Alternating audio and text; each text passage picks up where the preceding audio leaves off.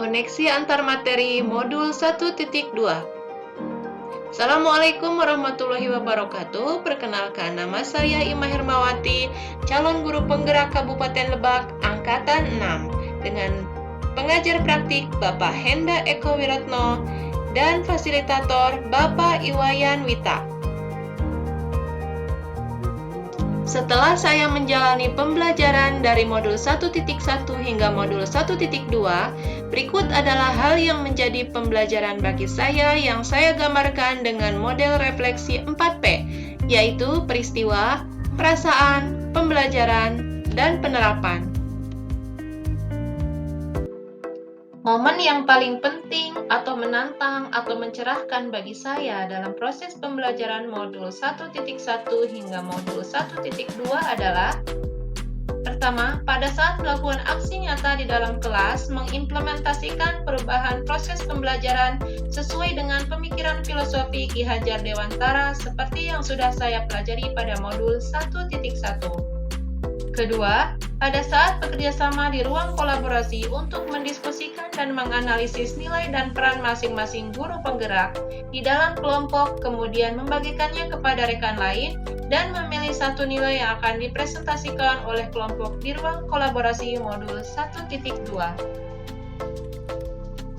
Kaitan antara modul 1.1 dan modul 1.2 yang saya pahami adalah: pada modul 1.1, Ki Hajar Dewantara mengatakan bahwa pendidikan itu menuntun segala kodrat yang ada pada anak.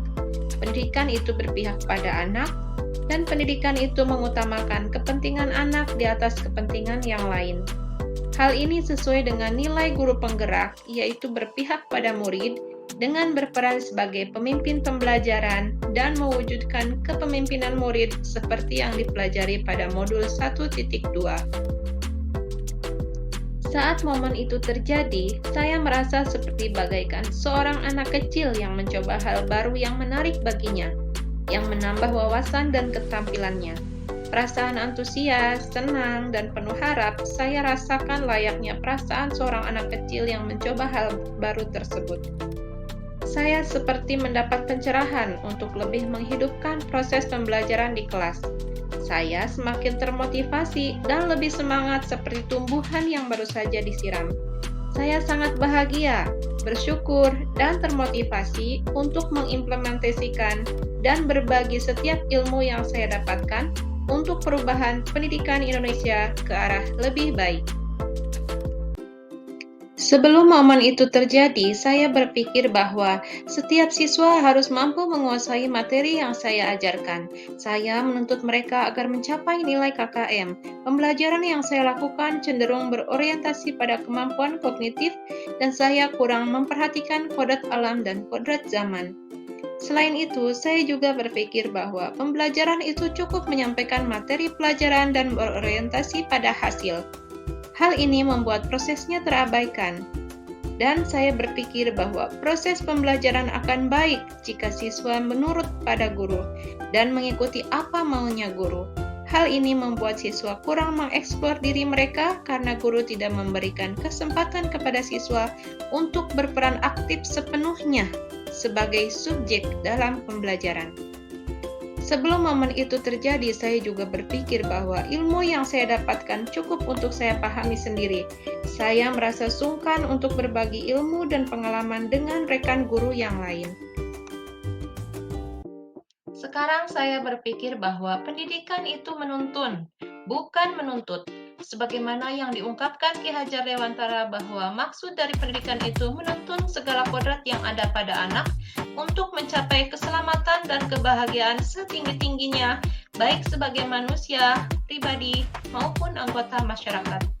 Tugas guru sebagai pamong hanya membimbing dan mengarahkan tumbuh kembang anak tersebut.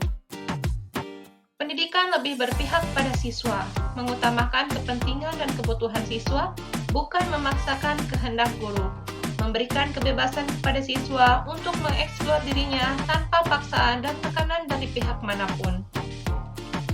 Sekarang saya berpikir bahwa pembelajaran lebih mengutamakan proses, bukan berorientasi pada hasil. Proses pembelajaran harus bermakna bagi siswa dan mereka menikmati setiap proses dalam pembelajaran. Pendidikan memperhatikan kodrat alam dan kodrat zaman. Memperhatikan kodrat alam karena setiap anak itu unik dan memiliki bakat dan minat masing-masing sehingga tidak bisa kita paksakan semuanya sama. Memperhatikan kodrat zaman karena pendidikan itu harus dinamis mengikuti perkembangan ilmu pengetahuan dan teknologi pada setiap zaman. Sekarang saya berpikir bahwa bisa sendiri itu biasa, tapi bisa berkolaborasi dengan orang lain itu luar biasa. Oleh karena itu, melakukan kolaborasi itu sangat penting untuk dapat maju bersama, hebat semua. Sekarang saya juga berpikir bahwa guru harus terus berinovasi dengan berbagai karya yang memudahkan siswa untuk menumbuh kembangkan minat dan bakatnya.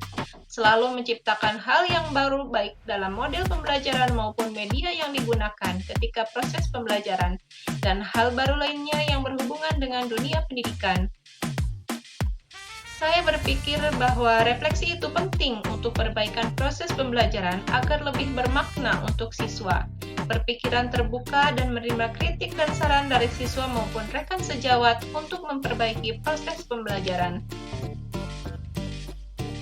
Untuk menguatkan nilai-nilai dan peran saya sebagai guru penggerak, pengembangan diri sederhana yang saya lakukan dari sekarang adalah: yang pertama, menjadi pemimpin pembelajaran dengan mewujudkan pembelajaran yang berpihak pada murid dan mewujudkan kepemimpinan murid. Kedua, menjadi coach bagi guru lain dengan berbagi ilmu yang saya miliki yang dapat diaplikasikan dalam proses pembelajaran guru lain, serta berkolaborasi untuk memperbaiki proses pendidikan di sekolah.